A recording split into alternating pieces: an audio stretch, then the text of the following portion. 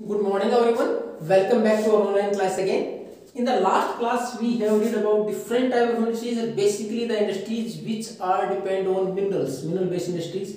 And in the last we have discussed about the cement industry, automobile industry, IT industry.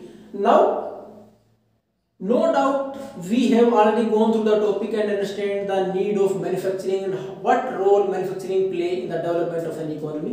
हमने पढ़ा किस प्रकार किसी भी देश के डेवलपमेंट में ये जो मैन्युफैक्चरिंग सेक्टर है, मैन्युफैक्चरिंग इंडस्ट्रीज है, कितनी महत्वपूर्ण भूमिका निभाती हैं।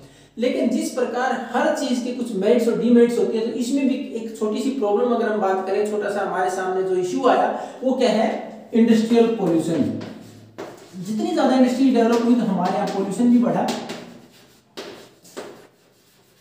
और ये इंडस्ट्रीज के द्वारा पोल्यूशन किया गया। कितने प्रकार का पोल्यूशन है, अगर आपकी बुक को रेफर करेंगे आप तो उसमें दे रखा है कि हमारे 4 प्रकार का है। नॉइज पोल्यूशन, उसके बाद एयर पोल्यूशन, वाटर पोल्यूशन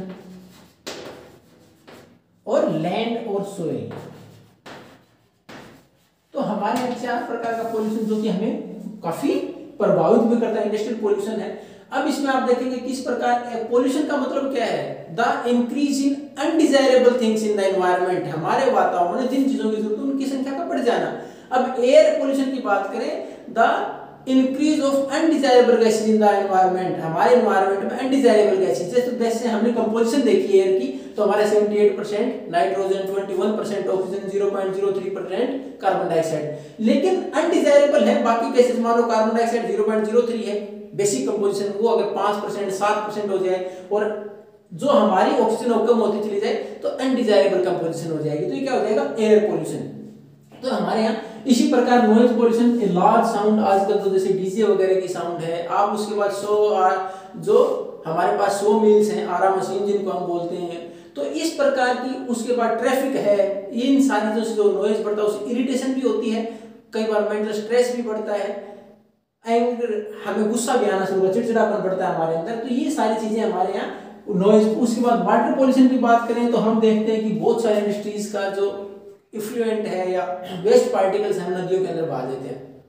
एक वाटर पोल्यूशन का कारण बनता है। फिर उसके बाद हम लैंड और सोयल पोल्यूशन की बात करें, जो प्लास्टिक वगैरह जो बायोडिग्रेडेबल नहीं है, उसके साथ ग्लास वगैरह उसके अंदर डाल देना, अल्टीमेटली हमारे यहाँ लैंड और सोयल पोल्यूशन का कारण बनता है। तो इंडस्ट्रीज हमारे यहाँ एक तरफ हमें हमारे जीडीपी को बढ़ाने, हमारी इकोनॉमी को बढ़ाने में, एम्प्लॉयमेंट प्रदान करने में, पॉवर्टी गरीबी को कम करने में महत्वपूर्ण भूमिका निभाती है। तो दूसरी तरफ हमारे यहाँ ये इस प्रकार से कई प्रकार का पोल्यूशन भी करती है जो हमारे लिए नुकसानदायक है। अब उसमें हमने दे रखा कि how we can counter it. अब इसमें सुधार करें तो कैसे करें, और बेसिकली हमने वाटर पोल्यूशन का देखा था कि उसकी अगर हम बात करें तो how we can improve the situation. तो हम उसमें क्या कर सकते हैं, रिसाइकलिंग कैन बी डन, कि अगर हमें ऐसा लग रहा है कि पानी का दोबारा इस्तेमाल किया जा सकता है, रिसाइकलिंग करें उसकी। Water harvesting to be there, rain water harvesting, पानी जो हमारे पास बचा है उस रेन वाटर हार्वेस्टिंग की जा सकती है। उसके बाद वाटर ट्रीटमेंट में हम कोई केमिकल प्रोसेस, कोई बायोलॉजिकल प्रोसेस से या स्क्रीनिंग वगैरह, ग्रीनिंग वगैरह करके उस पानी को जो कि हमारे पास पोल्यूट हो चुका है उसको हम पहले वाटर ट्रीटमेंट करने के बाद उसका दोबारा इस्तेमाल कर सकते हैं। तो हमारे प्रयास करें इस प्रकार की कि हम इस पोल्यूशन को रोक पाए। उसमें हमने एक चीज और देखी थी कि एनटीपीसी, लास्ट में आप देखोगे एनटीपीसी ने हमारे सामने एक एग्जांपल भी दिया है। एनटीपीसी शो द वे, आपने इसका टॉपिक है national thermal power corporation. National thermal power corporation जो कि हमारे यहाँ इलेक्ट्रिसिटी प्रोवाइड कराते हैं, थर्मल बेस है प्लांट, उसने हमारे लिए इसके लिए एग्जांपल सेट किया बाकी इंडस्ट्रीज के सामने। किस प्रकार, एक तो इन्होंने maximum utilization of their tools and machinery and advance technology used. इसने प्रयास किया है कि मैक्सिमम यूटिलाइजेशन हो उनके इक्विपमेंट का और एडवांस टेक्नोलॉजी को अपनाया जाए। उसके बाद to maintain the ecological balance, they also plant the tree around their plants, जो प्लांट्स उनके आसपास अफोरेस्टेशन कराया गया है, पेड़ पौधे लगाए गए हैं।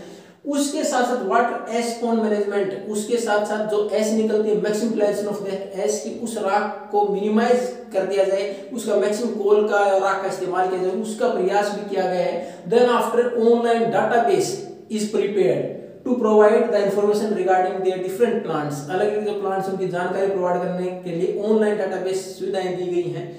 तो इस प्रकार एनटीपीसी ने एक रास्ता तैयार किया बाकी इंडस्ट्रीज के लिए कि वो भी फॉलो करें और इन चीजों को आगे के लिए अपनाएं जिससे कि पोल्यूशन को कम किया जा सके। तो ये हमारा lesson complete manufacturing industries. Now we are moving towards our last lesson of geography, that is the life line of the national economy. अगली क्लास में हम पढ़ेंगे life line of the national economy, जीवन रेखा हमारी इकोनॉमी की, अर्थव्यवस्था की, transport and communication. If you have any doubt then you can ask. Thank you, have a nice day.